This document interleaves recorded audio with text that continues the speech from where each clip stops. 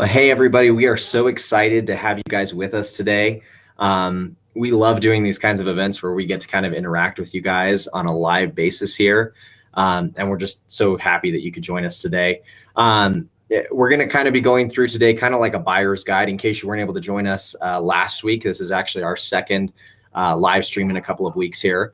And in that first one, we kind of did some of that, but we had a bit of some audio issues throughout, and obviously some folks weren't able to join us. So we just wanted to kind of give you that information again here for anyone who wasn't able to join or for anyone who was experiencing technical difficulties. We want to make sure that you have an opportunity to kind of get all that great information. And then we're also going to be hosting a live Q&A at the end of this event today. But again, just so happy that you could join us here. And one quick thing, a couple of housekeeping things kind of as we go throughout today, whether you're watching on YouTube or on Facebook, we have a comment section kind of down below our video there.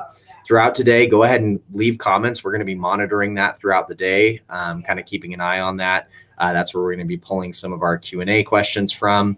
But then, just as we go through today, feel free to comment on anything. If we're not able to get to your question at the end, please reach out to our customer service team because we would love to answer any questions that come up today, even if we can't get to them during the time frame that we have for today. So again, as our name for the live stream kind of implies, this is kind of going to be a buyer's guide today. We're going to be talking about different flat towing setups, what might be best for your particular situation.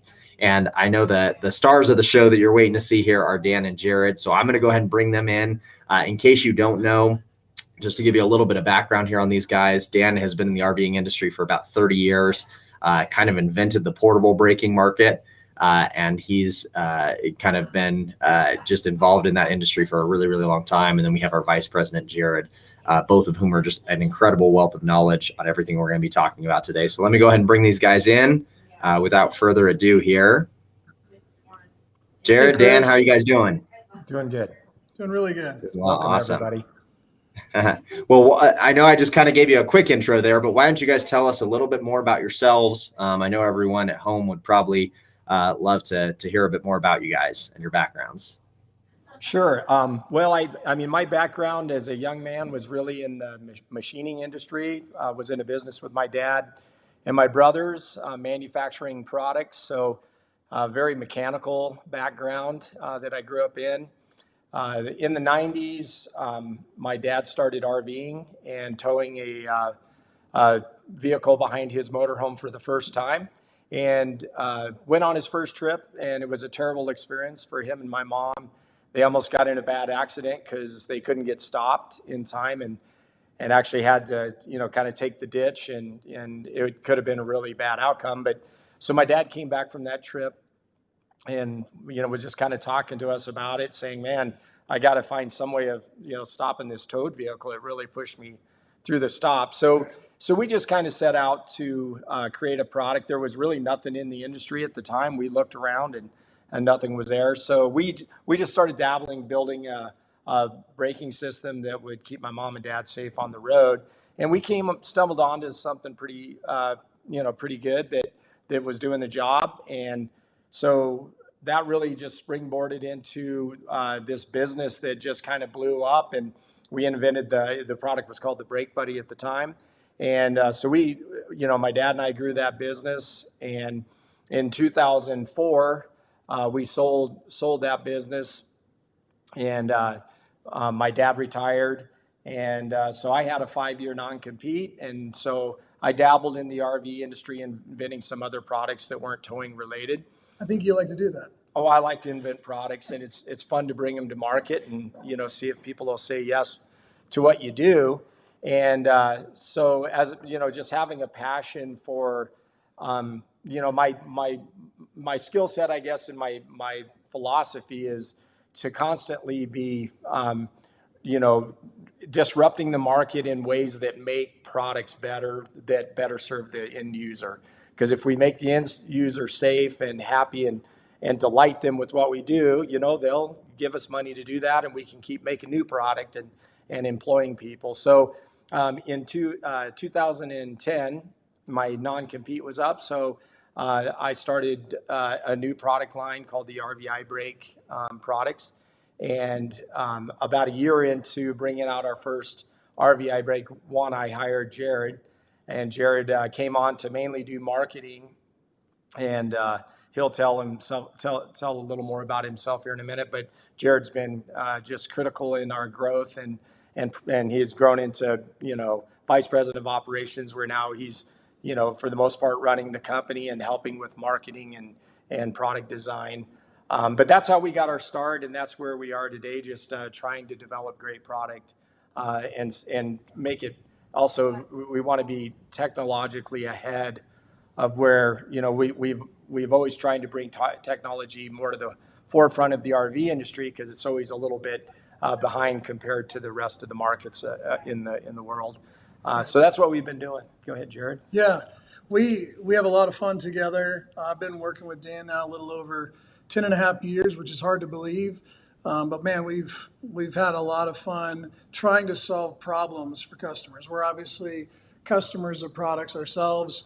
My background is in music and also in the world of technology and tech. So when Dan approached me about working with him, at first I didn't really know what he was talking about, and then he showed me what he was up to, and I was like, ooh, I could sink my teeth into that. And so not only getting to hang out with him every day, but then really trying to solve problems that customers face, because RVing is all about having fun and making memories with your family. And if you have the right products, well, you can make that really smooth. And if you don't have the right products, it can really put your teeth on edge while you're trying to make these memories. Gosh darn it, we're trying to have fun here, and all you're doing is feeling frustrated. So yeah, that's a little bit about my background and what I get to do here with Dan. That's awesome. Thanks, guys. Jerad, why don't you tell everyone what you guys are kind of hoping someone might get out of this if they're watching this? What would you hope that they would be their big kind of headline takeaway from everything today? Yeah, great question. So I guess I would say it like this. I just recently bought a car, and even though I know cars pretty well, I've driven them most of my life, you want a guide to walk you through exactly what you need to think about. What's best for you, what's best for your family, what's best for your wallet. And so I guess the way I would say it is, Dan and I, our hope for this live stream is that we don't sell you stuff unless you need it. If you need stuff for flat towing, the products like staying legal and safe, or you've been challenged with this really frustrating thing and you didn't realize, oh, they make a product that solves that problem, that would be like the happiest for us to walk away from this knowing that we help somebody. That would be really fun, because we're obviously customers of products too. So when people want to guide us well, when they really want to take care of us and help us make a good decision for us, not for them, but for us, that's a real treat. And so that's our end game here in this live stream. Well, and that's such a critical point too, because this is such a big purchase for people. Obviously, anything when you're RVing is going to be on the expensive side of things, but this is a big part of your purchase if you're going to be flat towing. So it's important that you have the right tools. There's nothing worse than buying this product that you're super excited about getting it, and then realizing, oh, I missed this little small thing that I needed in order to make this work or to make it work effectively. I mean, there's no worse feeling in the world. So that's a great way of putting things. So without further ado, the first thing that we're going to kind of be looking at here are our braking systems. So that's going to be our kind of first priority here. These are obviously kind of our big ticket items here. So we make two separate braking systems, the RVibrake 3, which is our portable system, and then the RVibrake Shadow, which is our installed, and you can kind of see it there on the left and the right, the RVi3 on the left, the Shadow on the right. So to get started here, Dan, why don't you kind of talk to us about the RVibrake 3? I mean, obviously that's been our product. The Shadow's a bit newer. The RVibrake 3 has been out a bit longer, and that's kind of our flagship product here. So why don't you talk to us a bit about kind of the history to it, talk to us a little bit about how it compares to the competition, some of its key features. I'm sure everyone would be interested to know. Yeah, absolutely. So as you just mentioned, we are on our RVibrake 3. So we've obviously started out with our very first RVibrake. And, anytime you launch a product that's new, you're going to find out what's the good things about your product and what things need improved on. So really, as we went from the RVibrake 1 to the 2 to the 3, they were all about making improvements and bringing more, product into the market that would, make RVing better and simpler for the consumer. So the RVibrake 2 was really a step into adding tire pressure monitors to the RVibrake monitor on the up in the motorhome. Because when we were, starting that product, we knew that tire monitoring was going to be very important to the future of RVers. And then, so we did that. We added tire monitors for the towed vehicles, so you could monitor 4 tires. Then we came out with the RVibrake 3. The 3 was really a product where we took a huge technological leap. We wanted to bring in a larger touchscreen tablet onto the dash of the motorhome that was the interface between the RVer and the towed vehicle, so that you could monitor your braking system activity. You could monitor all the tire pressures on the up to 14 tires on the RV and towed vehicle. And then also we would bring in a towed battery charger and any other new products that we develop. So we created this product called the Command Center, which is our tablet and hub. So this is a Wi-Fi network that you got a hub that broadcasts not internet, it broadcasts Wi-Fi. It's 2.4 gigahertz radio, and this travels in the RV, and it creates about a 300-foot diameter network around the motorhome and the towed vehicle, and then all of our devices would connect onto that network, and so you were attached. Just like when you walk into your home with your phone, and your phone connects up to your Wi-Fi router in your house. This is the same thing for your RV. So the RVibrake 3 on a technical side brings all that into the picture. But the other things that the actual braking systems really does well in the towed vehicle for putting on the brakes of the vehicle you're towing is that we created a very low profile braking system. All our competitors all use a very large brake because they're using the seat for adjusting the RVibrake or the braking system in the right, spot for the brake pedal, so that you're not holding the brake pedal down or you're not getting enough braking because it's too far away. Well, and you were doing that with Brake Buddy as well. Yeah, right? yeah, that was how the Brake Buddy. That's how you learned your lesson. Yeah, I mean, the Brake Buddy was a good product, but that was the one thing I always disliked about the braking system of the Brake Buddy was that the seat would move, the cushion would, condense, and it just didn't make the brake as efficient as it should have been. So we brought the profile of the brake down, and now we're pushing against the rise in the floor pan, which is a very solid surface. And then all of the adjustment is in the RVibrake itself. And we have a feature called auto positioning. I'd say it's the magic of it is the magic. RVibrake is. So the other side of when I was developing the RVibrake systems and we were developing it, was really about taking the error out of the install, because it would be pretty easy to not put the seat in the right position when you're setting up your brake. So our brake, you push the auto position button and the cylinder automatically adjusts to the perfect spot. You can't do it wrong. And, that's just really what we all need is anything that's fail-safe, let's do that. And then there's another feature that is a patented feature we have, which is brake lock detection. And so we've got a sensor in the cylinder when you're attached to the brake pedal of the towed vehicle, that if there's pressure on the pedal when there shouldn't be, in other words, when there's not a braking event, then that is going to warn you, the consumer, the user, that your brakes are applied and they shouldn't be. So rather you're going down the road and you get that alarm, or, which is almost never, it really is about setup. If you set the unit up and for some reason it got bumped or something crazy happened on your foot on the pedal. Yeah, you adjusted the pedal. It's gonna tell you, and that's the other feature is it also has an audio assistant.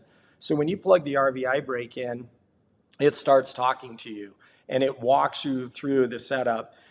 Part of the reason for the audio assistant also is, some of us may tow 30 times a year. Some people tow 2 or 3 times a year. So to try and remember exactly how to set everything up if you're only doing it a few times a year could be daunting unless you get your instructions out. Well, we put it all into the RVibrake through the audio assistant, and it just literally walks you through and says, do this, do this, do this. And then when it's done and it's done right, it says RVibrake ready. And then you can get in the RV and travel. It feels really good. Yeah, so those are the main things about the RVibrake 3 that we've worked really hard to make it more elegant for the consumer. That's awesome. That's a lot of great information there. And you kind of, Jerad alluded to it a minute ago. You said the magic, and that's really what it is. It does kind of feel that way when you're using it because it's so simple. It's so easy. It's the latest and greatest as far as technology goes. And so that just allows us to streamline everything. I don't want to jump the gun too much here, but we did actually just get a question as far as, what's the real difference between kind of the RVi2 and then the RVibrake 3? And you mentioned the command center, which is a huge part of the difference there, the difference maker, as far as being able to kind of monitor everything. Can you just briefly kind of just recap a bit of that information and kind of talk about the command center specifically and what makes that so special as far as the RVibrake 3? Yeah, absolutely. So the main difference between the 2 and the 3 are the 2 could only monitor 4 tires on the towed vehicle. The RVibrake 3 technology can now monitor, because of the hub and tablet, now we can monitor up to 14 tires. So we can cover the motorhome and the towed vehicle. Yeah, and tell them historically, like we wanted to start with 4. And tell them a little bit about why we started with 4, just a little bit behind the heart behind that. Yeah, because we didn't know how to do tire monitors yet. That's why. So we started small, and we wanted to make sure we didn't, dive in too deep into this. And by the way, we learned an awful lot about designing tire monitors. I can tell you, the toughest product I ever developed was tire monitors, and we all, we pulled our hair out for a while, and now, 7 years later here, we're really good at it. I think we build the best tire monitor in the market. We do. Best range, just the features that it does, and we build them in our facility right here in Colorado. So, and I would say the big thing that we learned from that RVi2 experience not only was how to develop tire pressure monitoring, but also this idea of, can I put 2 products together on one monitor? Is that really what people want? If you have a phone and you're connected to anything in your house, like a doorbell or a thermostat or whatever, you don't want all these different monitors for that. It's so nice to have one. All on one thing, yeah. But you don't know until you really put it out there and give it a try. And so that was the feedback we got, was like, what else can you put in here? Can you give me more sensors? And so that's where another part of this whole evolution of how do we grow our product expansion. And I would say the one other biggest feature that gives me peace to sleep at night knowing that you're all out using our product, and also when I'm using the product, is the brake lock detection. Oh, 100%. I think probably one of the single best thing. I'll tell you, if we had a brake damage claim, we would have several, with the RVibrake 1 and 2, where we didn't have brake lock detection. I think we may have had 20 of them, 30 of them in a year where a customer would call with some brake damage. We would. Well, because it's so easy to do. It's so easy to have it happen. So easy to do with the 2. So when we came out with the 3 and we added the brake lock detection, I can tell you 0. We do not get brake damage claims ever anymore, and it is so great. Part of it's because we would pay for all those claims because we felt responsible. Of course. But think about it, it ruins your trip. I mean, you have a brake damage claim, you're done, for that trip. Mom ain't happy, we're not happy.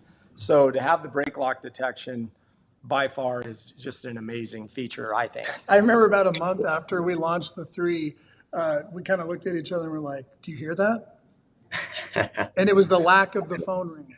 So it was amazing. Yeah, customer service appreciates it too. Yeah. Oh yeah, for sure. Thanks for No, doing what you do, Chris. I can tell you we do. But that is such a good point. And it's not just the RVi2 that, and RVi1 that would have had those problems. It's really any braking system on the market that doesn't have that brake lock detection feature.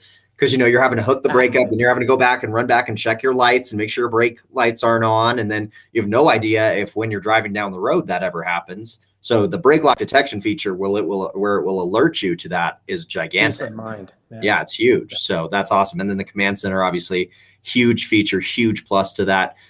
One quick thing as far as the command center specifically goes, and really all of our products, and I just want to kind of say this for anyone who's hearing us say Wi-Fi and all this other stuff as far as the command center and that kind of thing. The question that I know we get a lot in customer service is, well, do I need Wi-Fi to use any of your different products, the RVi3, the RVibrake Shadow, any of these things that communicate? And you kind of hit on it a little earlier, Dan. You talked about how our command center is putting out a mesh Wi-Fi network, and that's exactly what's happening. So no, you don't need a separate internet router or Wi-Fi system.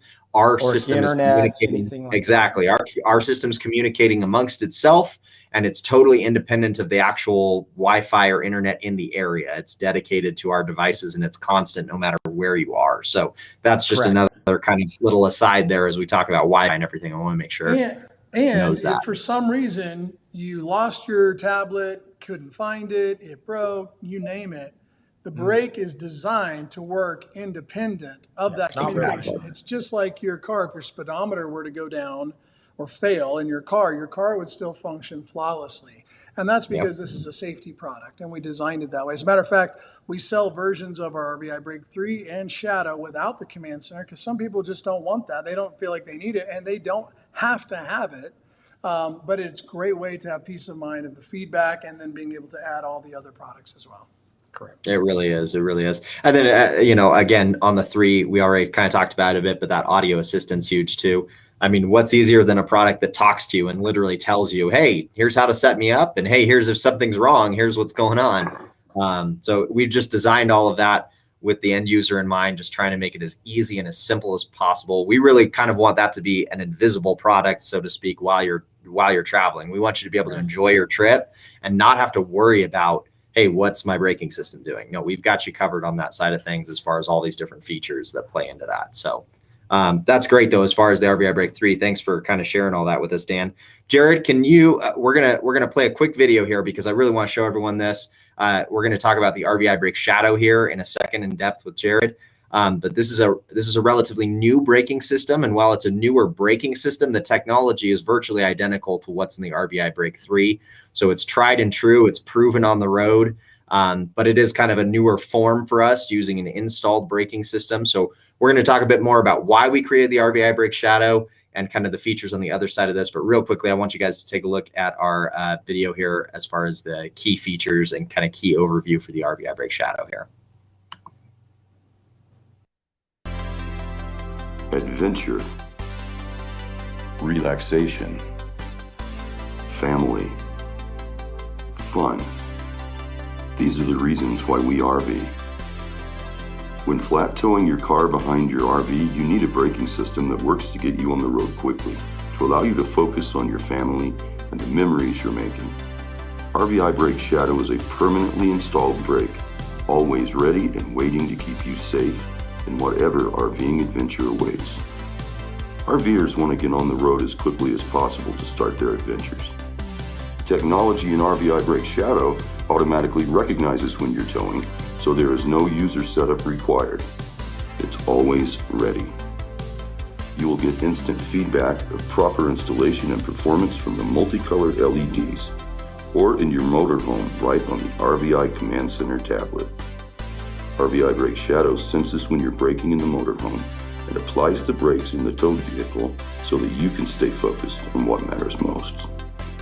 Wherever you go, whatever you do, you don't want to be distracted from the cherished moments that happen in your RV.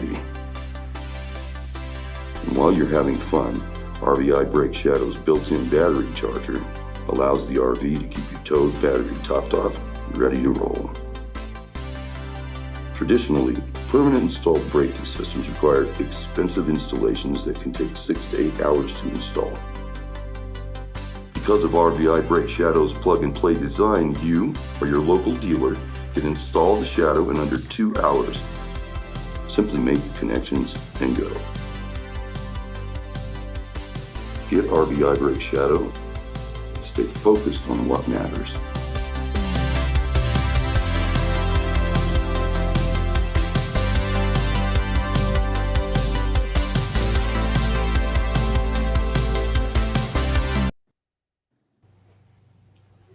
So again, product we're really excited and really happy about. Jerad, why don't you talk to us again a little bit about why we started making an installed system? I know that's a question that we've gotten a lot. You know, you've been doing portable for so long, and you guys have kind of been the guys as far as the portable braking goes. Why did we start doing an installed braking system? How does it compare to what's out there right now? And just kind of let everyone know why we kind of started doing that. Sure. Well, before I do, I got to just give props to Chris. He's the mastermind behind that video. He did all that work. Dan and I just said, go get him. And it's one of the best things that our company's ever done from a video standpoint. So great job, Chris. Well, thank you. I appreciate it.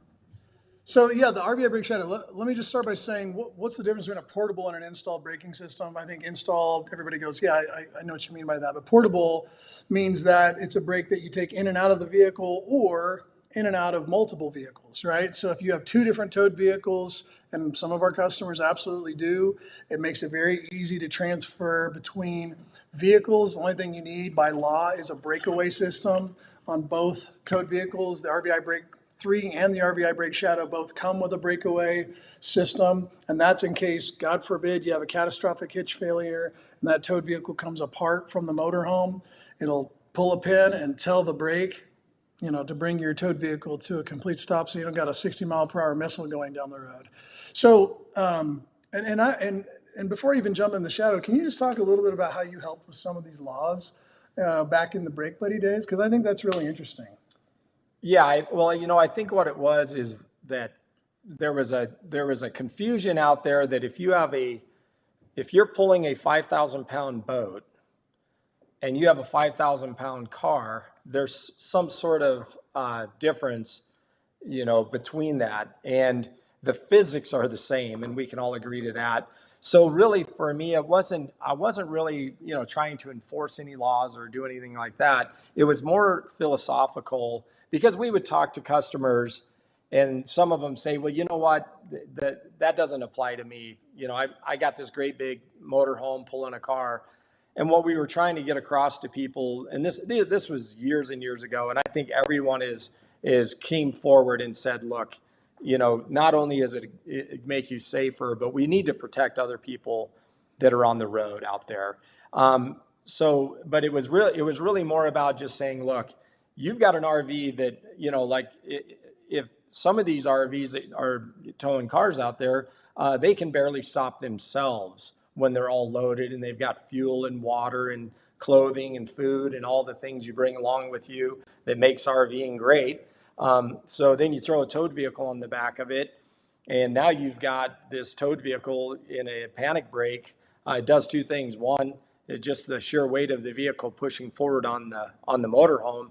But there's another phenomenon that happens if you're not using a braking system. It's called drive under, and it's when the motorhome in a panic brake noses down, the back end of the RV lifts up, the towed vehicle pushes in, and the tow bar becomes a cantilever, and it pushes up on the back of the motorhome.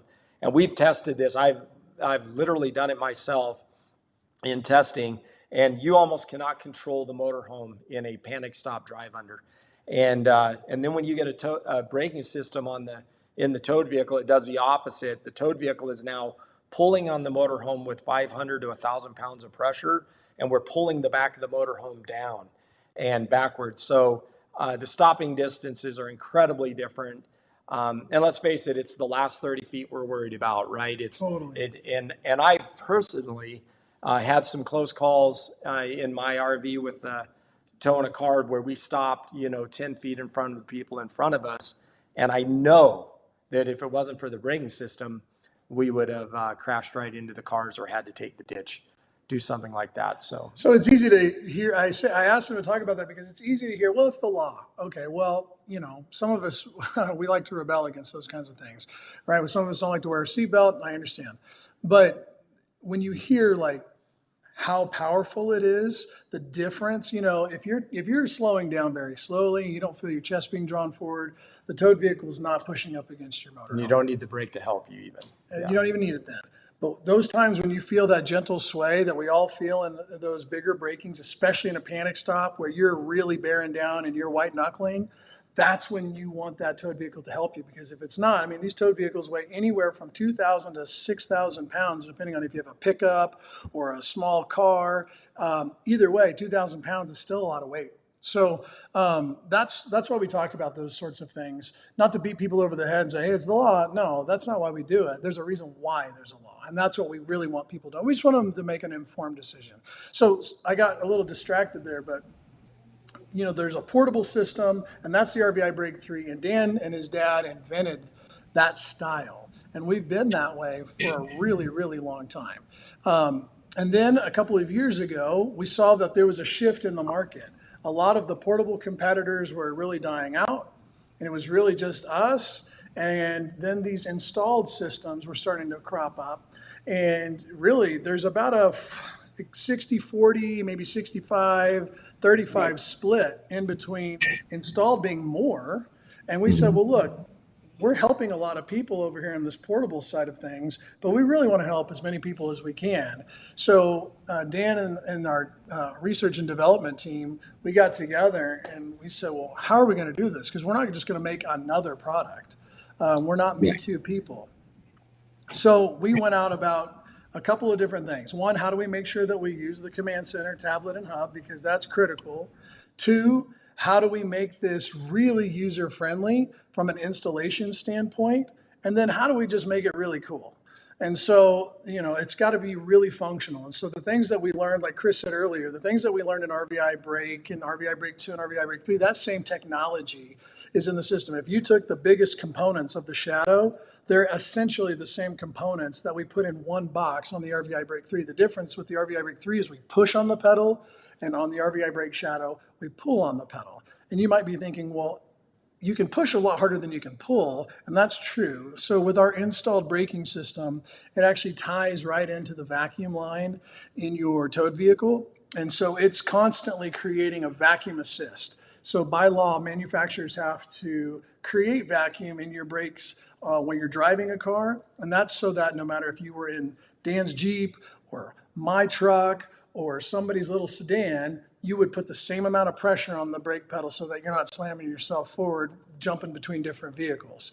And so we create that same thing. So we have to pull with very little power in order to create braking with the RVibrake Shadow. So one of the things that Dan was really passionate about, because our competitors to install their systems can take 4 to 6 hours if you already know what you're doing and you've installed hundreds of them. If it's the first time you've ever done it, you're a weekend warrior. I've heard people tell me that it's taken them 14 hours. So, and maybe you're okay with that. That's just not how our brains work. We're thinking, what is efficient so I can spend more time with my family? I can knock a project out quickly. And so we've actually launched the RVibrake Shadow with the ability to install it in under 2 hours. As a matter of fact, there's a time-lapse video that we did because we knew people wouldn't believe us, because historically in the market, these have taken so much longer to do that Dan did a time-lapse video of installing on a vehicle he'd never installed on before. It was a Dodge Ram, and he did it in under an hour. Now, Dan's a smart guy, very mechanical. You guys are smart people as well, but maybe you don't have this kind of experience, so maybe you do it in an hour and a half. So again, under 2 hours. So you're gonna love that, but really it's the functionality, the ease of use, that once it's in there, you never have to think about it. Whereas with the RVibrake 3, you do have to put it in, you think about it. Now it's a very simple installation. The setup is less than 30 seconds. So taking it in and out is very easy. And I would say, if you're thinking, well, geez, Jerad, which one's right for me? If you have multiple vehicles, you're thinking about changing your vehicle sometime soon, you don't like the idea of installing something under the hood, fine. RVibrake 3 is going to kick butt for you. If you're kind of the mindset that you're like, I want to put this in and I never want to think about it again, I want to keep my eyes on the road and I just want to be thinking about that, the Shadow's a great way to go. The good news is that you get the same feedback on the command center, tablet, and hub. You get the same performance back there.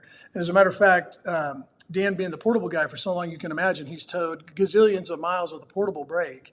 And now with the RVibrake Shadow, you would say that that's your preferred method, right? Yeah, I mean, to tell you the truth, now that I have the Shadow installed, other than testing, I haven't put an RVibrake portable system in there.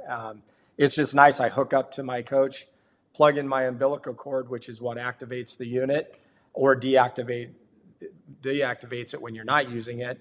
And then I just drive away, and I know it connects up immediately. I love the Shadow. I think it's great. On my Jeep, I think I could install it in 30 minutes. Yeah. And it's, some are a little harder just because you open up these hoods on some cars, there's very little room. And that's why we made the Shadow's made up of 3 components. You've got the brain box. It's the box that tells the brake how to function. Then you've got a booster box that has our compressor vacuum pump in it. It's one pump, but we port it to do two different things. And then we've got the cylinder with the cable that goes through the firewall that pulls on the brake. So it's just three simple components, and they're plug and play. And we use, high quality connectors. It's a really, really well built product. I'm super proud of it. I had a big ask when I brought our design team together and said, I want it to be done in under 2 hours. And you're not going to open it up and have a box of cables and sit there and terminate for 5 hours, which is what the competitor does. Yeah. And so if you're nerdy like me, or you just like having fun with technology, Chris actually created the ability to see if the Shadow will fit in your vehicle. So if you go to the RVibrake Shadows page on our website on your phone, you can actually touch a 3D model and it will then display it in whatever, like I can show it on my table that I'm sitting at right now. I can open up the hood and I can say, where would this component sit and would it fit? Because it's actually the size it would be. It's very, very cool. That's really fun. And the other thing I was going to say is tell them a little bit about terrain sensing software. And the reason why that's so important is, we kind of missed that. Chris asked the great question. What's the difference between the RVibrake 3 and what's the difference between the Shadow? I understand that now, I think, as a consumer, I hope.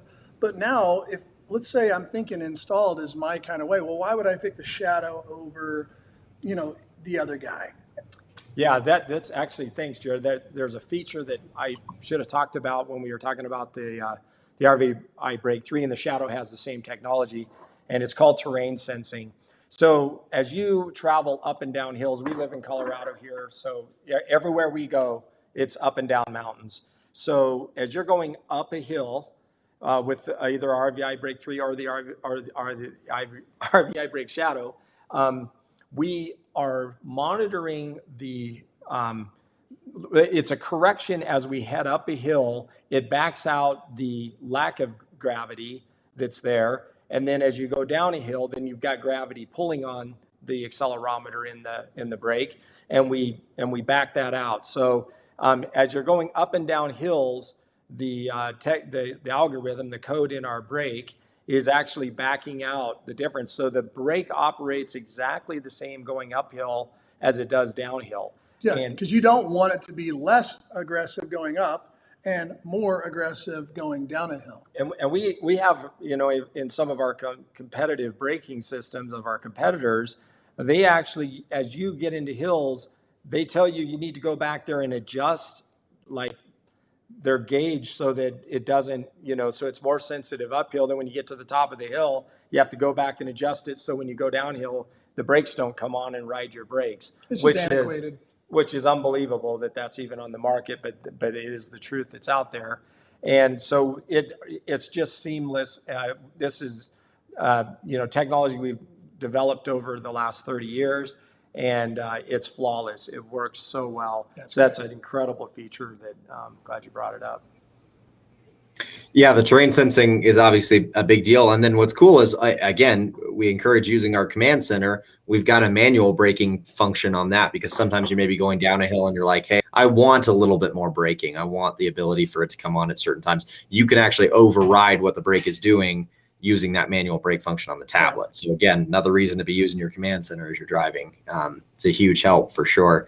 In case you're wondering about how to get to that AR side of things that Jerad was mentioning, as far as being able to see the Shadow in your vehicle, you can actually do the same thing with the 3. You can see if you've ever had a question about like, hey, will the 3 fit in my floorboard, or will the Shadow fit under my hood? You can actually go in and physically on our website see it in your space. And it's a great way. It's all accurate measurements, so it's going to look exactly like it will when you actually receive the product. If you have a smartphone but you're not quite sure how to take advantage of that AR feature, we do have a video up on both the website and on the YouTube channel that walks you through specifically. We kind of have a little screen grab of my phone as I walk through it, so you can see exactly what I click on, where I go. Really encourage you to go watch that so you can just kind of follow along and then view that product in your space. It's a huge help, especially if you're looking to buy one of these. Again, big purchase. You want to have all your bases covered as far as this goes. So, And to be honest, for like 3 or 4 days after Chris launched that feature, you see people with their phone walking around the office going, Yep. look, there it is. Yeah, I didn't even know you had developed it. I'm like, someone came up to me and said, "Hey, Dan, check this out." I'm like, "Well, when did we do that?" So good job. Yes. Appreciate We you. had to catch Dan up a little bit there on that go one. for No, that's awesome. Well, talking about the Shadow specifically here again, when we hear installed, right? Because you're exactly right. Usually when we get the installed braking system, it's just hoses and wires and you gotta go crimp stuff. And it's a huge process that most people just choose to go have installed for them. And there's nothing wrong with that, by the way. That's kind of actually needed on some of those cases because it can take 6 to 8 hours, like Dan and Jerad were saying.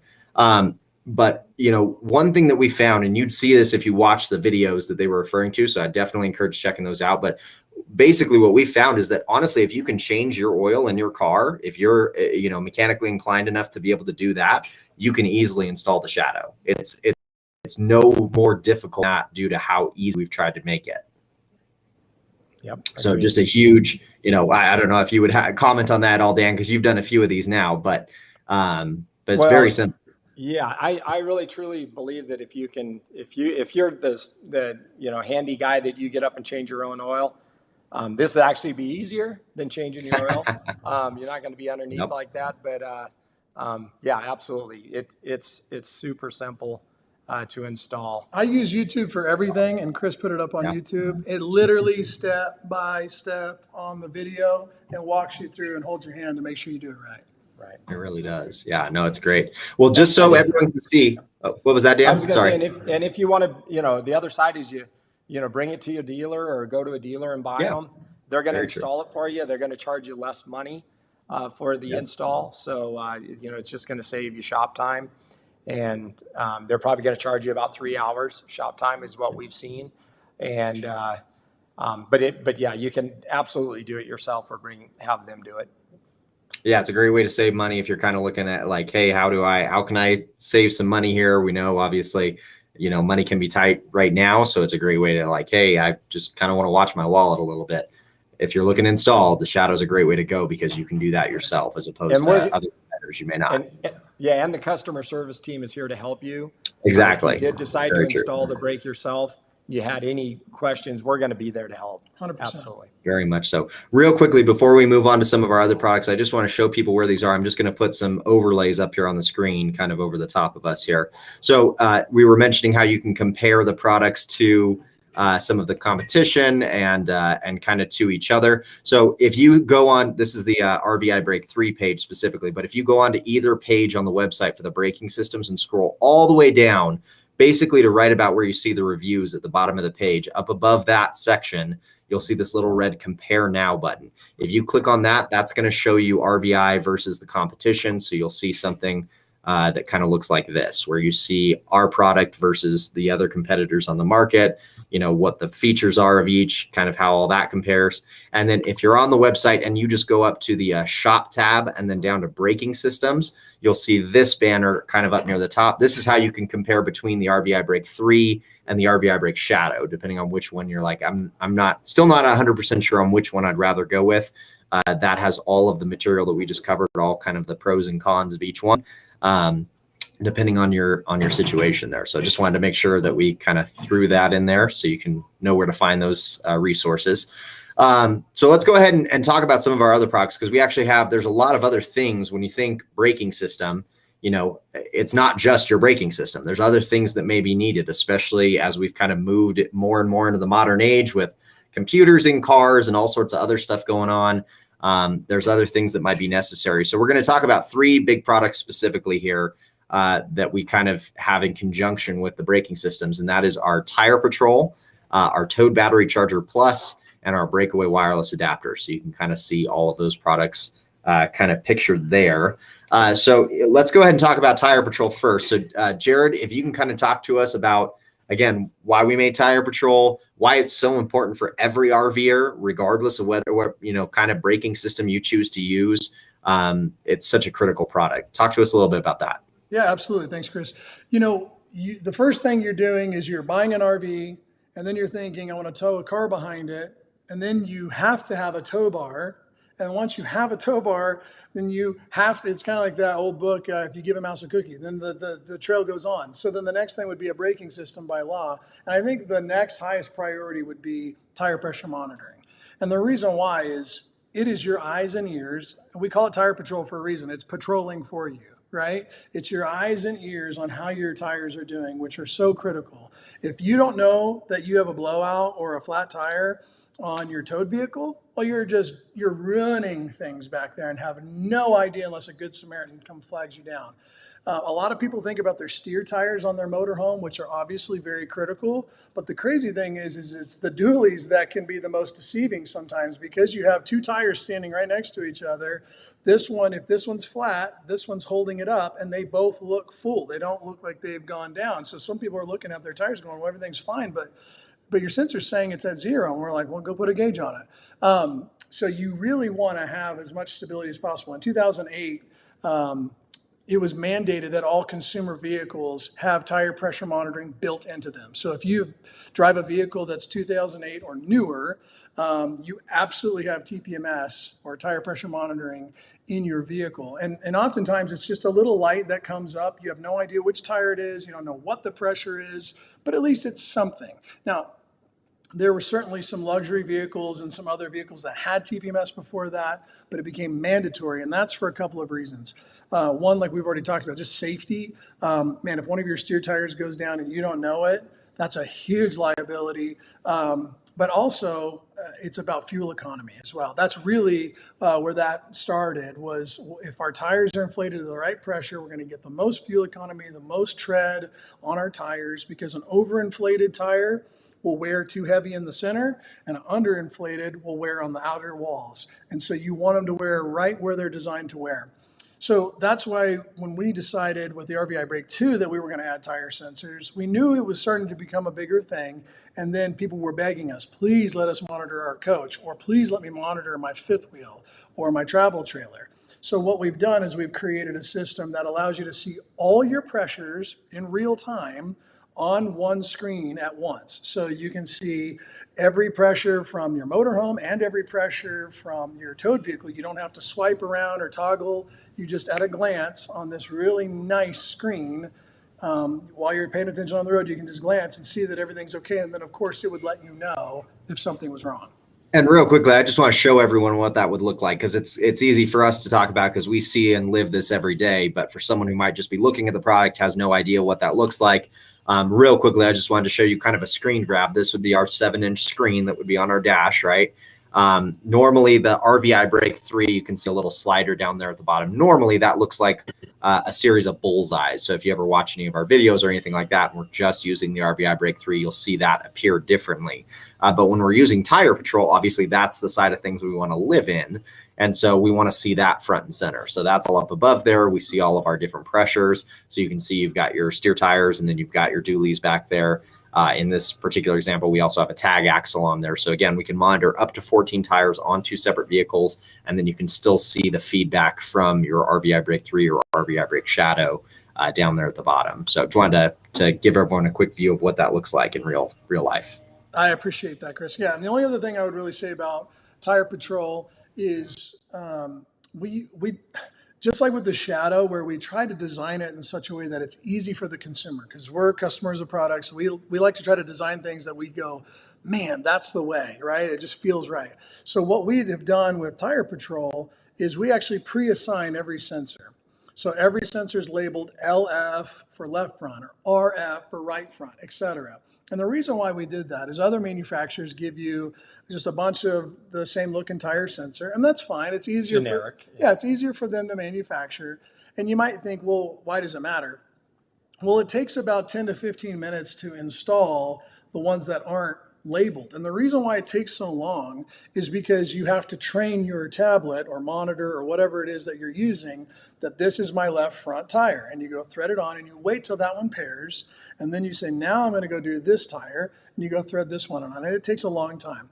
With ours, you just say, this is the kind of vehicle I have, this is how many tires, and as fast as you can thread them on, that's how fast they pair. Now, the next step of that is if you ever take your sensors off to clean your tires, or wash your car, or air up the tires, or you name it, If they're not labeled, then you're stuck looking at this group of sensors again going, I got to do that all over again. So the cool thing about ours is it doesn't just tell you on the screen you've got a problem. It tells you the exact location, the exact pressure, the exact reason why we're warning you. So the pre-assigned sensor thing, it's a bigger burden on our side from a manufacturing standpoint, but I can tell you when I'm using them, I love it because I don't have to think about it. So that's the other big feature. And I just want to jump in and say, I know you were using an example. You don't have to take our tire monitors off to wash your car. They are waterproof. Jerad was using that as an example. Yep. That in case you messed them up, you know where to put them back on. Yeah, as a matter of fact, you use tire pressure sensors all the time now, and I would think you would say you can't live without them, right? Well, embarrassingly, I never used tire monitors for 20 years. I know they weren't always out, but they were available. And I just went, I'll just keep checking my tires. I'll be okay.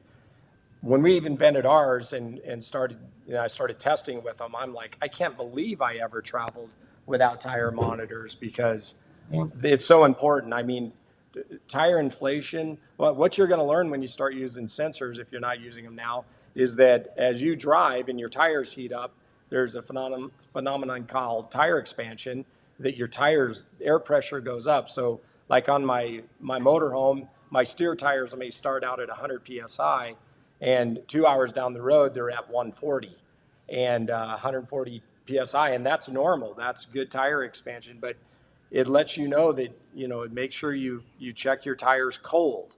If it says on the tire 90 to 100 PSI, you want to always check that pressure when you haven't traveled. And otherwise, you could overinflate your tires and something bad could happen. But tire monitoring, I wouldn't do it without it now.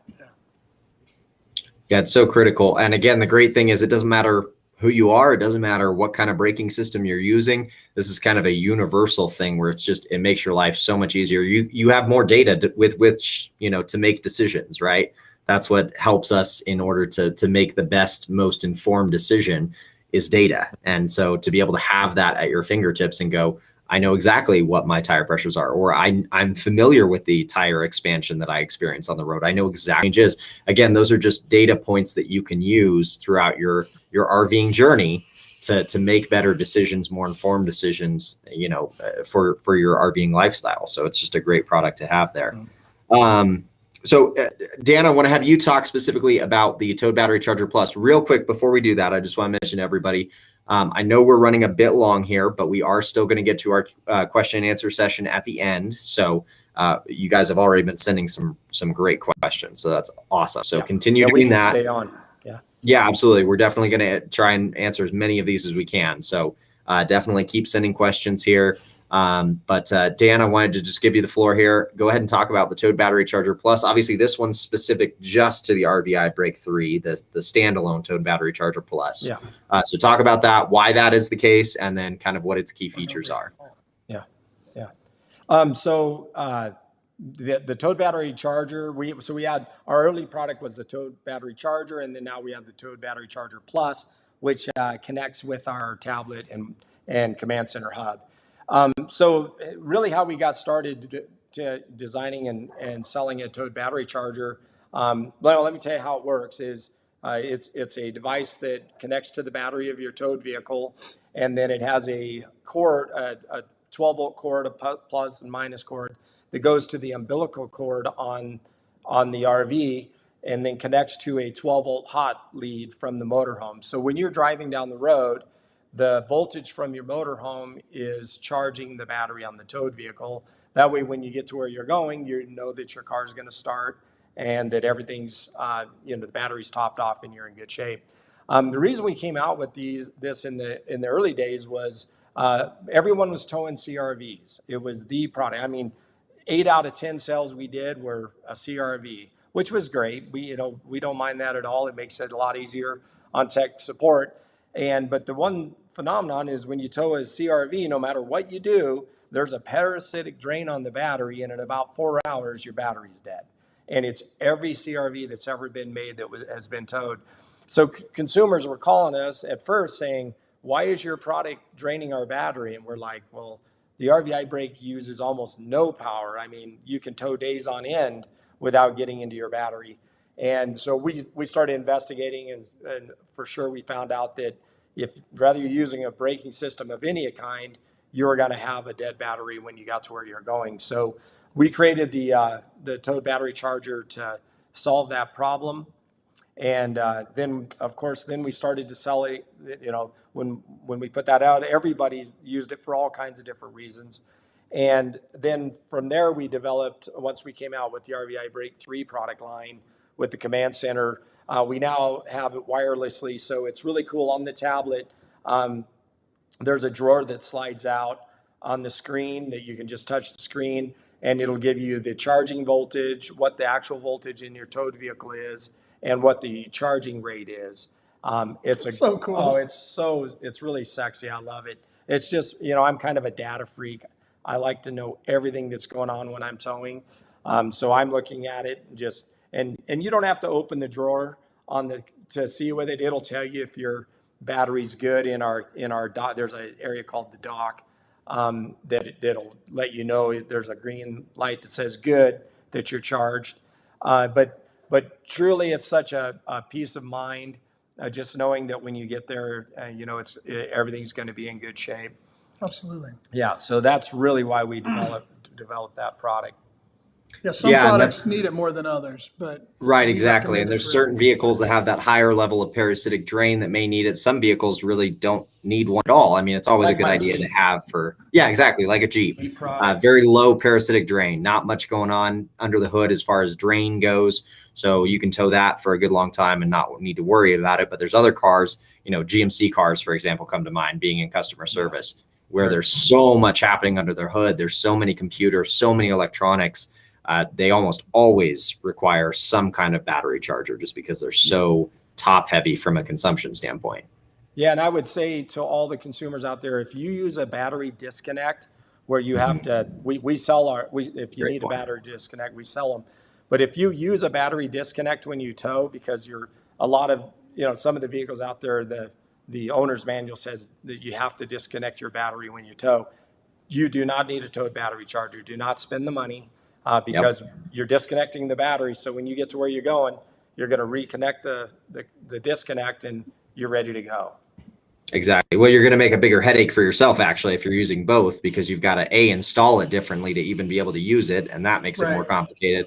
But then the RVibrake 3 system by itself just doesn't really need one. So, you know, if that's the only thing wrong on your battery, we really don't need anything else. We're not compensating for the braking system. We're compensating for the drain in the vehicle. So that's a very important distinction to make. So yeah, no, that's a great point. So real quickly, I do want to show everyone this as well. I know we kind of looked at the tire patrol and what that looks like when you're viewing it on your screen. This is what the Toad Battery Charger Plus looks like when it's on your screen. Again, this is another command center product. So it feeds right into our command center. So you can see on the left-hand side there, we have our tire patrol screen that I showed you before. If you're using the Toad Battery Charger Plus as well, if you tap that little battery icon there on the right that says good, you tap that, it brings out this little yellow drawer here. And this has all of your information from the battery charger. You can see exactly how charged your battery is, what the exact voltage of that is. You can see what the voltage is coming from your motorhome, and then what the amperage as well coming from the motorhome is going to be. So that's going to be a nice little resource. You can just tap that when you need to see it. It slides right out. You tap it again, it goes right back in. And you can just double check things every once in a while periodically. And then on the right-hand side there, you can see the more in-depth, that's our actual Toad Battery Charger Plus app. So we all actually have a dedicated app on the tablet that shows you the same information. It's where you toggle it on and off in our drive mode screen, and you kind of get other about information like serial numbers and stuff. So I just want to show everyone what that looks like as well. It always helps to just be able to see what exactly, when I'm buying this, what exactly am I buying? How does this actually show up on my screen? And all that kind of thing. So just want to make sure everyone knew that. So let's talk as well about the Breakaway wireless adapter, because this is another product that's dedicated just to the RVibrake 3, because again, the RVibrake Shadow is all under the hood already. So there's no real need for, you know, any kind of conventional running the Breakaway through the engine compartment and all of that kind of thing. So Jerad, talk to us a little bit about the BWA. Again, great features on that, why it would be important for some folks using the RVibrake 3. Yeah, number one, I would say it's not required for anybody.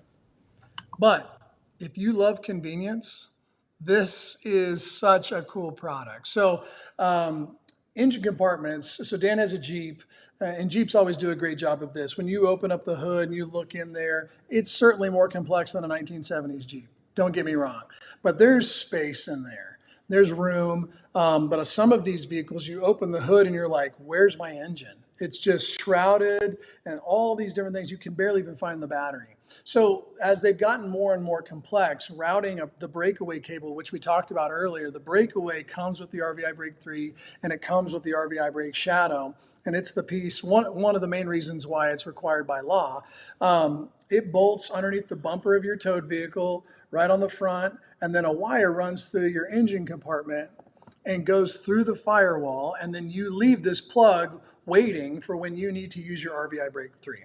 And so when you plug in the RVibrake 3, you get it set up, it says plug in breakaway cable, and you then plug it in. And when you're not using it, you unplug it, you store it up somewhere underneath your steering wheel, take the RVibrake 3 out. It's not a huge calorie burn, but it's something you have to remember to do. Unfortunately, from time to time, people will pull the cable and let it dangle out the door, and the door will close on it. And a lot of times the weather seal will still protect it, but now it's sitting there flopping around and banging on the ground, or sometimes it'll get cut. So what we decided to do a couple of years ago was solve that problem for customers and make the install time go from about 45 to 60 minutes for a regular breakaway system down to about 15. And what makes that so simple is that you still bolt it to the bumper of the towed vehicle, but now you just run the cable right up to the battery, because our breakaway wireless adapter goes right to the positive and negative posts of the battery, and you plug that breakaway in. And one of our phrases for the breakaway wireless adapter is the first time you plug it in is the last time you plug it in. So you never have to think about it again. You will have to pair the breakaway wireless adapter to the RVibrake 3, and some people have thought, well, aren't you worried about wireless connectivity? The reality is the furthest those two devices would be apart is about 6 feet. And our range is crazy. We have a big metal building that we do our work in, and we'll have devices with full bar connecting at 300 feet. So for them to be 6 feet apart, even in an engine compartment where there's a lot of metal, we've never had an issue. As a matter of fact, it's Chris can talk about it as being our head of customer service, but they almost never get calls about that product other than people to say, I need to buy one. So we love that product. It's super simple to set up, super easy to install, and it almost gives it that shadow feel where it's kind of like, now that I've done that, I never really have to think about these kinds of things again. I just set my RVibrake 3 in, hook it to the pedal, plug it in, do my 1, 2, 3, and hit the road. Yeah, and no longer does it ask to plug the breakaway in, because it's right. The BWA connects immediately to the brake. Yep. Yeah, that's what actually amazed me when we were doing all of our R&D testing and everything and putting this thing through its paces. That was the part that I loved the most. Like if I had paired to a brake in our facility and I just plugged this thing in, it automatically saw it. It was just the coolest thing in the world to be able to just kind of watch this stuff just automatically sync to each other. So it was kind of a cool feature. That wireless connectivity thing, I think, is a big question for a lot of people, because again, we are talking Wi-Fi, and you know, if you've ever used Wi-Fi, it's not uncommon for you to experience some kind of, you know, I walked too far away, oh, I lost the connection, or whatever the case may be, or you're in an area with bad Wi-Fi. We've all kind of had that experience before, but you're exactly right. I mean, this would be the equivalent of you have your home internet router at home and you're setting your phone right next to it within a few inches of it. I mean, that's really the equivalent here as far as being, you know, the strength of that connection. We're literally just a few feet away from, you know, each of those items. So there's a rock solid connection there. Not to mention, if for some reason there was a interruption, the tablet would tell you. Exactly. You're going to see that immediately. Yeah, exactly. Yep. So another reason to be using your command center. So just going to keep hitting on that. Don't have for sure. to, but it's more information. It's a good idea for sure. I know we in customer service definitely love it when people are using that, because it just gives us a lot more information troubleshooting wise, but then also for you, it can alert you to a bunch of problems way in advance of when anything actually becomes a big issue. So it's really important to be using that for sure. But yeah, I mean, great. It's such an easy product. Again, this really was something that wasn't all that necessary. It's kind of like the battery disconnect thing, right? So battery disconnects used to not really be a thing. There might have been 1 or 2 cars, you know, 20, 30 years ago that needed that. It wasn't very common. And nowadays it seems like it's every other car, just because there's so much more going on under the hood. There's so many more things that you've got to take care of. And same thing with this, you know, older cars, it was, you know, not necessarily easy to get through the engine compartment, but a lot easier clearer than it is now. And nowadays it's just they're packing so much stuff under the hood there that you almost, if you've got a newer car, this is going to be a lifesaver. I was going to say you almost need one. You don't necessarily need one, but man, you don't even know how much it's going to save you as far as a headache until you actually have one. It's just a big deal. I'll say it this way: you'll never regret it. That's a great way to put it, for sure. And just from a customer service standpoint too, I know you touched on that for a second there, Jerad. The industry standard, just so everyone's aware, for electronics failure. So these are all small electronics products essentially. So the industry standard failure rate or warranty rate on products in that industry is somewhere between about 3 and 5%. So if you've ever bought a smartphone, their average, rate of return or warranty or exchange on that is about 3 to 5% of all units that go out the door. We've maybe replaced, 10 Breakaway wireless adapters total in its existence, and we're talking over 3 or 4 years. And just for reference, that's a much smaller percentage of what's actually gone out into the field than 3 or 4%. We're talking 0.1% maybe that we've ever replaced, and those weren't even for connectivity issues having to do with Wi-Fi. Those were for random things, that just pop up from time to time. So from a warranty perspective and a reliability standpoint, it's far and away the most reliable thing that we have, which is a great thing to be able to say when it's a key safety feature. So yeah, it's a great product for sure, just to be able to speak into that a bit more. So that's really great, guys. Thanks so much for all that information. I know everyone at home really appreciates being able to hear all of that stuff. And again, if you got any other questions on any of these products that we've covered throughout today, we're going to talk about some additional accessory products here in a second, but I can't stress enough how great of a resource our videos are specifically. So we make videos kind of covering key features and again, comparisons and all of that kind of thing. We've got all of that up on our website. So if you missed anything we said here, or you're like, man, I would really like a deeper dive on, tire patrol, for example. Definitely check out the website. If you go on there up near the top, there's a videos tab, and we put all of our videos there on the website. They're also over on the YouTube channel if you're watching there. Lots of great resources as far as that goes. So definitely check those out. But we're going to jump in and talk about kind of our final category here is going to be our accessories. Our big one, obviously, that's pictured here is going to be our Roadie soft case. It's a great storage method for the RVibrake 3, but we're also going to talk about a couple other ones. Real quickly, though, Dan, why would somebody want the Roadie case that was just pictured there? Why would that be an important product for them to have? Well, our product is so beautiful, you want to keep it looking that way, right? So let's, not just throw it underneath the RV or huck it in the trunk. It's going to keep the product looking new forever. It's great dust protection, just to keep dust out of the electronics. That always helps, when you're stowing it. And then also, like you touched on, there's places to put some of your other owner's manuals. You can just keep everything that's RVibrake related in this case. Just a really great storage. It's a beautiful looking unit. I love mine, so I use it all the time when I was using the RVibrake 3 constantly, because we all know I'm a Shadow guy.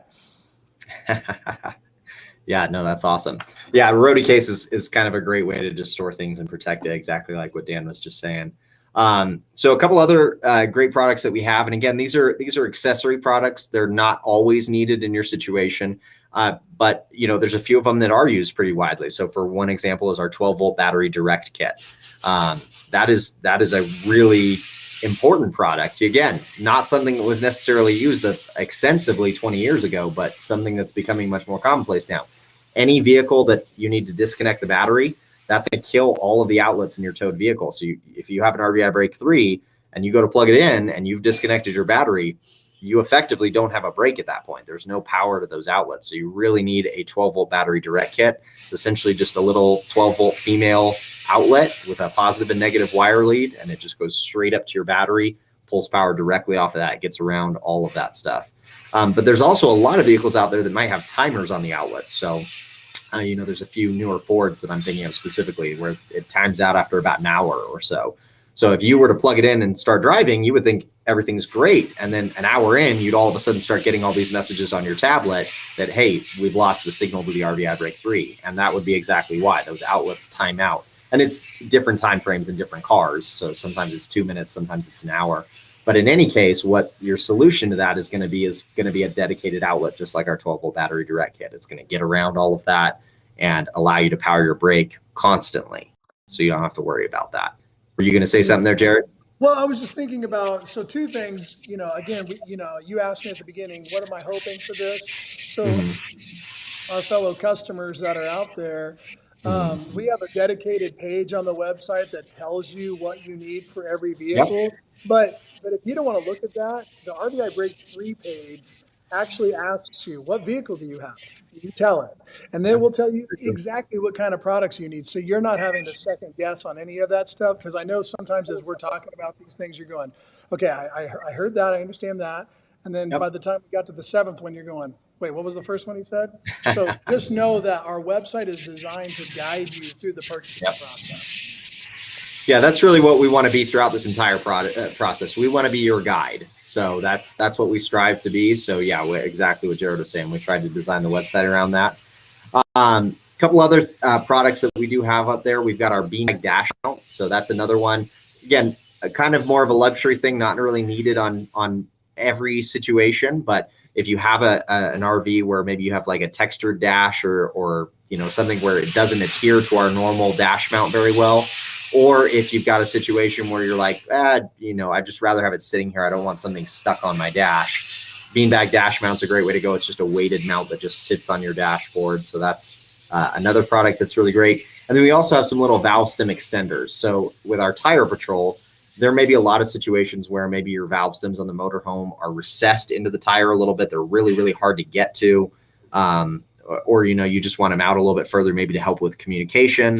Sometimes if they're too far recessed in there, we can see some communication issues. So in any of those cases, we recommend our little 1-inch valve extenders. And sometimes you might need other ones, but just for ease, we provide those. They're, again, 1 inch, and they just kind of get your sensor out a little bit further from the tire. So that can kind of help there as well. So any other products that you would kind of on that, as far as accessories and on that, kind of in addition to everything that people might need, Jerad, that you can think of? I mean, I can't think of anything that's worth note. The only thing I would say is I just bought a product a couple of years ago and I needed to replace a part. And I'm not picking on anybody, but the website made it so hard for me they actually didn't sell the replacement parts I needed. They sold other kind of replacement parts. And it was super frustrating. So we do have a replacement parts section on our website. So if you lost something, broke something, dropped something, you want extras of something, we make anything that would come in our kits available to be purchased, and we make that really easy to find. Of course, our customer service team loves to help with that kind of stuff too, and they can take your order over the phone if that's the way you like to do it. But we designed our website so it's super streamlined and simple for that. Yeah, and real quickly, I just want to show again everyone what that looks like, because maybe, I get it. Some folks don't love going on computers or on the internet or anything like that. Sometimes that can be something that's challenging, especially on a website where there's as much information as on ours and that kind of thing. Sometimes that can be a bit intimidating. So just so you guys know where to go to find this information. So if you're on the website there, just like what's pictured in this screenshot, if you go up and hover over that shop tab, we've got everything kind of categorized there. So we've got, again, all of our braking systems are right there under braking systems, tire patrol, towed battery charger plus, etc. The products we were just talking about, though, as far as, valve extenders, 12-volt battery direct kit, the roadie case, those kind of smaller ancillary products are going to be over with shop accessories. So if you just kind of go over there and click on that, you'll be able to get right to that page, and we've got all those products right there. So I want to make sure we showed you where that is. So guys, anything else before we kind of get into the Q&A? Because we've got some good questions I want to make sure we answer. Anything else that you guys want to recap for anybody? No, I don't think so. Nothing product-wise. I would just say when you buy any of our products, you get one of the best teams at customer service. And Chris has a background in Chick-fil-A.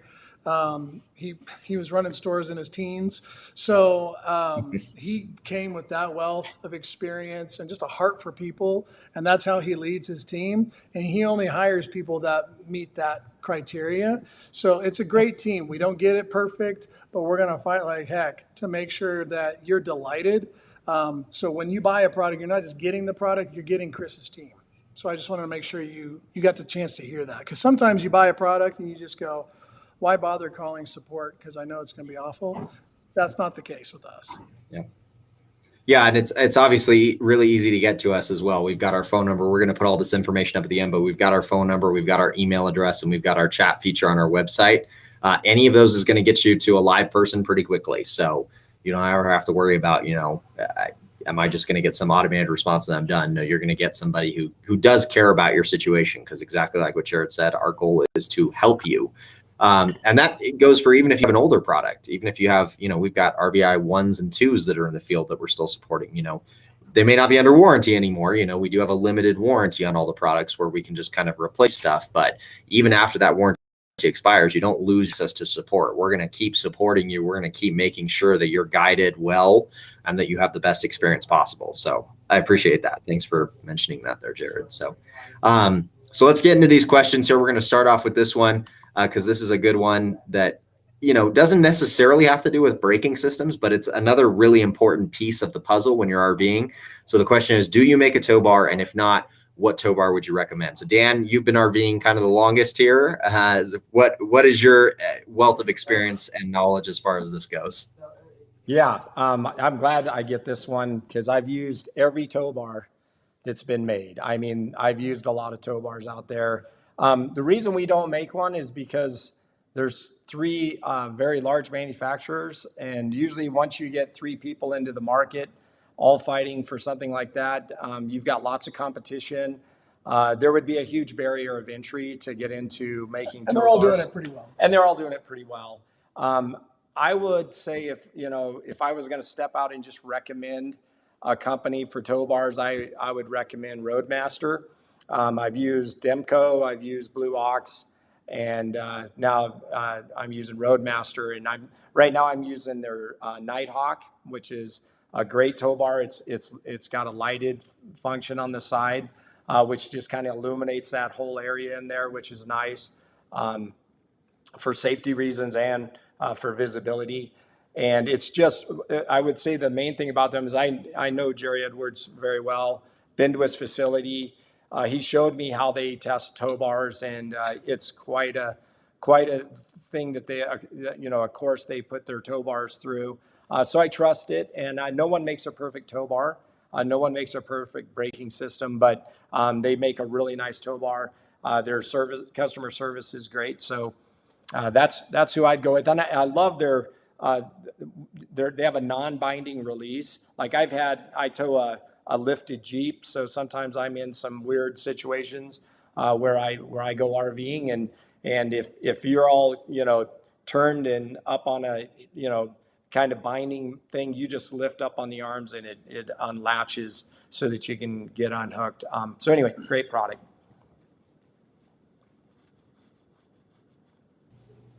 That's awesome. Thanks for speaking into that. Sorry, my computer had a moment there. No problem. It's a little slow getting back onto things. So, okay, that's awesome. Well, let's take a look at this one. This one's going to get a little bit more technical, I guess, but again, might be a good one for maybe you to speak into, Dan. This person's putting their Shadow, they're installing it in an aluminum body truck, and specifically it's the 2022 Ford F-150. Where is the best place to put the RVibrake Shadow brain box within a vehicle like that that's the all aluminum body? Yeah, we've definitely seen we've already had some experiences with this, and I can tell you that where we mounted this in this type of vehicle was up towards the front of the grill, on the as far forward as you can. We have 3 feet of cable to get from the brain box to the battery, but move it as far forward in towards the grill as you can on the battery side of that. And then because what people probably don't know is aluminum can be a Faraday cage. It actually prevents Wi-Fi or radio to get through it. So we really want to get that to the front. It is waterproof. We create the case is not water. It's water resistant. It's water resistant. You wouldn't want to submerge it. But any of the circuit boards that we make for our Shadow or the towed battery charge, anything that goes under the hood, we conformal coat all of our circuit boards, which will protect them from corrosion and water.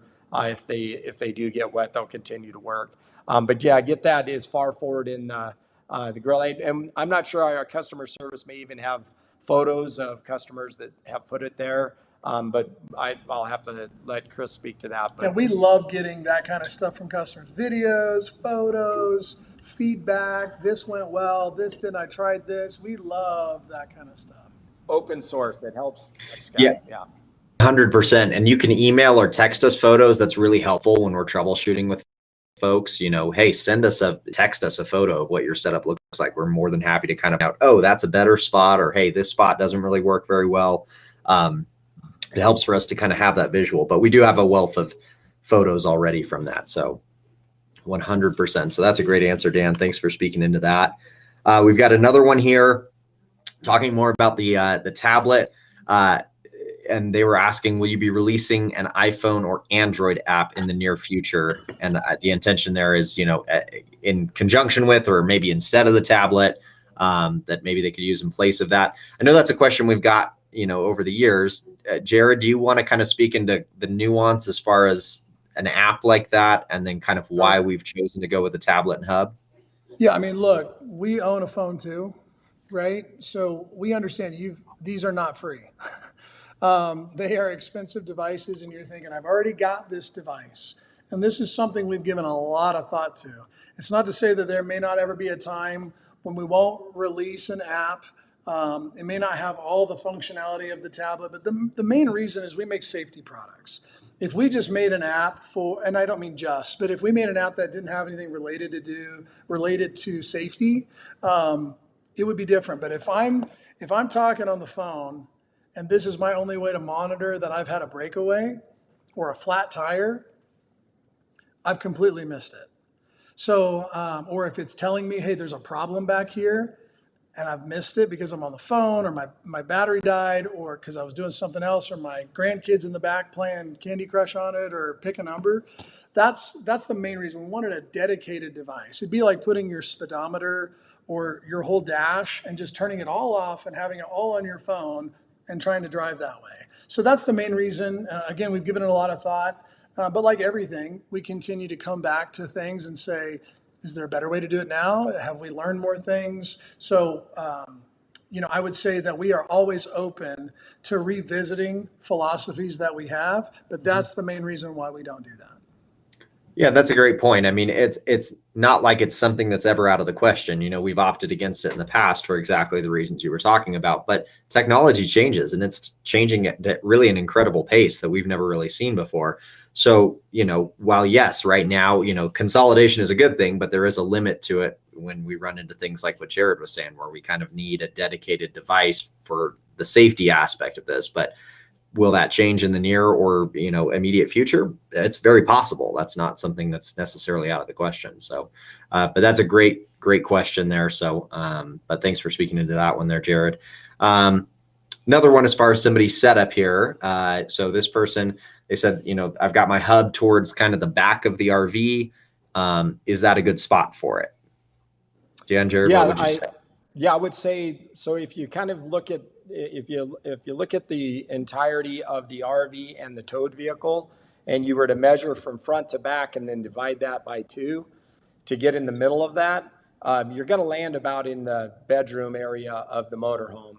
But I would say this, if usually the Wi-Fi portion of getting to the RVibrake 3, you can move the hub around a lot more liberally, putting it in a good place. But where you really are going to want to hone in the location of the hub is when you're using tire monitors, because now we're monitoring 2 tires on the front of the RV and all the way back to the 2 tires on the back of the towed vehicle.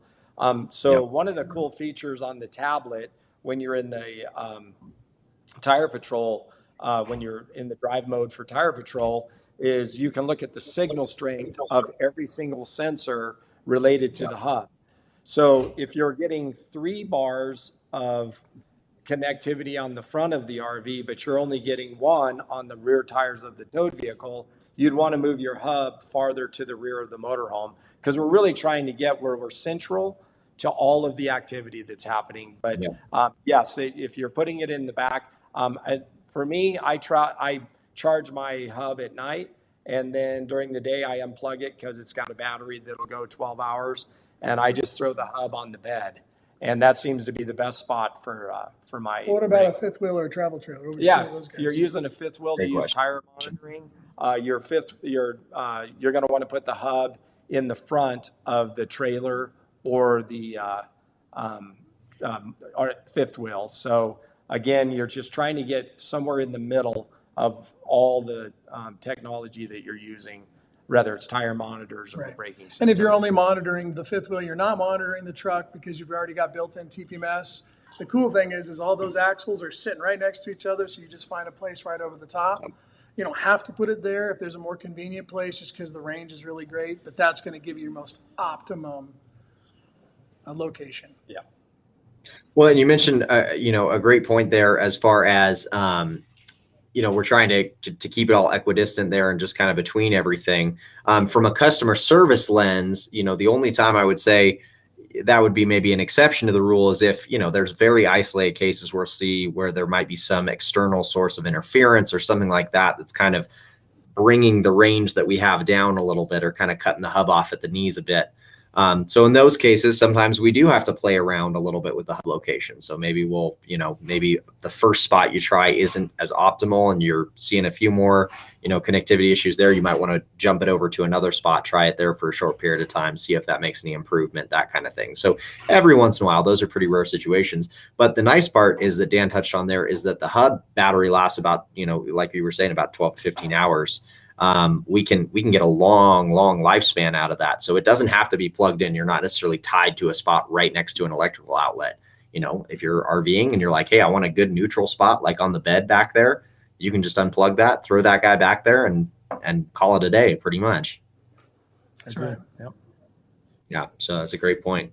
Okay. Here's a great question from somebody. How can I find a dealer that's near me? Hey, Chris, you want to take this one? You're Mr. Customer Service. Sure, happy to. So wanted to make sure you guys didn't have anything to speak into it. So obviously our customer service team is more than happy to try and help identify a dealer that's close to you, but we actually have a public resource that's available that you don't even necessarily need to reach out to us. And that is our Find a Dealer tab. So if you go back over to the website, let me see if I have that one still up here. Yeah, here we go. So if we go back to this image here, if you look up at the top bar there, the third one in there is that Find a Dealer tab. And so that Find a Dealer tab, if you go there, you can enter your zip code or your exact address, and it'll pull in everything that's within a certain radius of you. And so you can see what's closest to you along with contact information, that kind of thing. So that's really handy, especially if you're on the road and you're somewhere that's unfamiliar. A lot of times that's the case RVing. Sometimes you'll know your local. If you're home, you'll know some of your local spots to go get something. But if you're on the road and you're like, I didn't even know I needed a braking system, I need to go get one. That's a great place to go as far as resources. So anything you may be thinking, you may look on there and say, well, my local dealer's not on there. Well, it may be because they've never purchased a braking system from us. And so I would encourage you, call your local dealer and say, well, get one of these in. I want to have it done. But the other thing is we have a sales team that works directly with our dealers, and our inside sales gal, she actually updates that map with who's bought either a Shadow or an RVibrake 3 from us, so that if you're interested in the Shadow and you want to see, does this person have experience with the Shadow, you can filter the list by those people, or you can filter it by the RVibrake 3. It's actually really cool that way. But I always encourage you, give them a call, reach out to them. The RV dealer network, these guys are really great for the most part. And so they really, just like us, they want to help you. The reason why they're in this industry is because I think it's a great industry. So they're going to be there. And they're pros. They have a lot of knowledge and wisdom, again, as far as all that goes. So it's definitely a great way to find out more information. But yeah, if your local dealer doesn't carry any of these products, definitely, prompt them because we can definitely get that set up. So here's another great question that we do get asked from time to time. So I'm glad somebody asked this one. I have another brand's sensors, so I'm not sure what they're using, but there are a few others. Will they work with our system? And, probably specifically the command center, I think is what this person would want to know. So what would you guys say as far as that goes? Yeah, great question. We get asked that, from time to time, and the answer is no. There's absolutely different algorithms and code that make our hub work with the tire monitors that we use. Other competitors' codes are different, so they can't communicate with each other. So you would have to either go to ours, or you could use your existing sensors monitor and then use our if you're wanting to buy the brake, you can still use our brake. Yeah, of course, the downside there is you've got 2 monitors, right? At that point. Yeah. Some people will ask, hey, like I've already told you guys, back in 2008, it was mandated that TP must be put in towed vehicles. People will ask, can my towed vehicles built-in sensors that are already there talk? Well, unfortunately, it's proprietary code. Ford, Honda, Jeep, all these guys, they're not freewheeling their code out there saying, yeah, go ahead and pair right up to these things. So unfortunately, we can't get that data from those, but ours thread onto the valve stems, whereas those are built into the valve stems. So you're not going to hurt theirs. Theirs won't hurt ours. Ours just thread right on. Yeah, no, that's a great point. Thanks for speaking into that one, Jerad. So guys, that's going to be it for questions. As far as that, I actually have one more question, but as far as, questions from our audience here, that's going to be it for today. If we did not get to a question that you had, please reach out to our customer service team. Again, we're going to have that card up here at the end with our phone, our chat, our email. Please reach out to us. We want to be able to answer these questions for you. We don't want to leave you hanging. We want to make sure that you have the information you need to RV successfully. So with that in mind, kind of to send us off here, Dan, I'd love for you to speak into this, but then also Jerad, you guys are both kind of the guys in charge. You kind of have your eyes up looking ahead. So my question would be to both of you would be, what does kind of the future hold? I mean, when we're looking ahead as far as, maybe it's the RVing market in its entirety, RVI and its place there, what would you guys say kind of is in the future there? If you had your crystal ball. We're always looking to develop new product. We have several products coming out. Chris, you put me on the spot. I can't exactly say what we're doing yet. It's exciting though. That's all they need to know. It's some exciting stuff that we're working on. There's exciting stuff coming in 2023. We have more products that are tied to the flat towing line that we're going to come out with. But we have a couple other products that are still obviously in the RV industry that are not exactly related to flat towing, but products that we're super excited about. Some technological electronic parts, some other stuff that's not as technical, but it's going to make your RVing experience better. Stay tuned. Yeah, and I would say, some people, they see RVI and they're like, well, does that stand for Richard Virgil Incorporated? I mean, they don't know what it is. And what it stands for is recreational vehicle, just like RV. And that I is for innovation. Like, we don't claim to be Thomas Edison or anything like that, but we are constantly looking for ways to solve problems. The I in RVI, that's the juice of our company. We have an incredible team that is passionate about solving problems. They love to solve problems with each other and the product line. Our customer service loves to be innovative in the way they solve problems for customers. And then, of course, in the way that we develop product, we're constantly trying to find ways to innovate and disrupt what's out there and do it in a way that's even better. Yeah, that's awesome. I mean, we're always striving for new levels of excellence and speak as a part of, being on the team. That's obviously, like I said, when Jerad and Dan get their eyes up, that's what they're looking at. But I can tell you, just from being on the team, it happens in the execution too. Everyone here is really, really passionate about the next level of excellence. What's the next level for me personally as an individual, which then naturally translates into what's the next level for our team. So we love making noise in the RVing industry. We love shaking things up and innovating, exactly like what Jerad was saying. So we plan on continuing that, speaking on behalf of everybody here. So we're excited about what the future holds for sure. We hope everyone watching is as well. That's going to be kind of our time though for today, guys. I know we ran quite a bit longer than we wanted to. So to everyone who's still watching, thank you so much for being here. We are just so passionate about this stuff that we've covered and just, making sure that your RVing journey is as easy and as simple as possible. Everyone here is truly wanting to help. That's easy for a company to say, but again, I can just speak as somebody on the team. Nobody here is, everyone here's got the right heart. They want to serve you and keep finding new ways to do that. So we appreciate you guys being here. We appreciate you guys watching. Again, if you do have any questions, that customer service card is going to go up here at the end. Reach out to us, please. Jerad and Dan, thank you so much for being here. Thanks, Chris. You guys lead so well. This company is in fantastic hands because of you guys. And I'm not just saying that to earn brownie points here. I really, truly mean that. You guys are incredible men and incredible leaders. So thank you so much for being here, guys. Thanks, everybody. Appreciate it. Thank you. So guys, again, thanks so much for being here. We are so happy that you were able to join us today. Again, if you have any other questions, please reach out to us. We are so happy to help. And in the meantime, happy RVing.